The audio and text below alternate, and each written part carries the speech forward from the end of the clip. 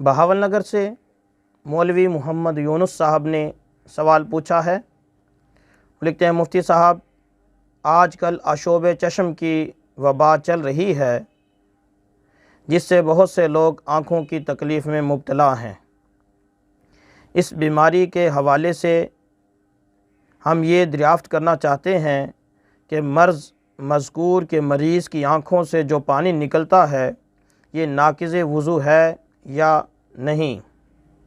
Social media کے ذرائع سے ہمیں ایک ویڈیو وصول ہوئی ہے جس میں ایک مولوی صاحب کہہ رہے ہیں کہ مرض مذکور میں آنکھوں سے نکلنے والا ہر پانی ناقض وضو ہے۔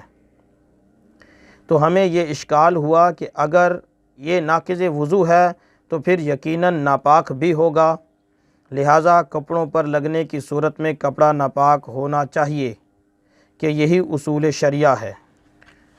کیا یہ بات درست ہے یا نہیں؟ اگر قول مذکور درست نہ ہو تو اصلاح فرما دیں، نوازش ہوگی۔ ناچیز محمد یونس۔ جی میرے محترم بھائی، آشوب چشم کا جو مرض آج کل چلا ہوا ہے ملک بھر میں، اس مرض کے جو مریض ہیں ان کی آنکھوں سے نکلنے والا پانی دو طرح کا ہوگا۔ یا تو وہ متغیر صورت میں ہوگا کہ اس میں خون یا پیپ کی آمیزش ہوگی، یا اس میں گاڑھا پن ہوگا۔ اگر ایسی صورت ہے تو اس پانی کو ناپاک کہا جائے گا اور اس کے نکلنے سے وضو بھی ٹوٹے گا، اور اگر یہ پانی کپڑے پر لگ گیا تو کپڑا بھی ناپاک ہوگا، یہ پانی نجاست غلیظہ ہے۔ البتہ اگر اس مرض میں آنکھوں سے صاف پانی نکلتا ہے جو متغیر نہ ہو، جو پتلا ہو، اس میں کسی پیپ وغیرہ کی آمیزش نہ ہو، خون کی آمیزش نہ ہو، گاڑھا پن نہ ہو، ایسی صورت میں جو سادہ پانی نکلتا ہے، جو صاف پانی نکلتا ہے، اس کے نکلنے سے وضو ٹوٹنے کا حکم لگانا مشکل ہے۔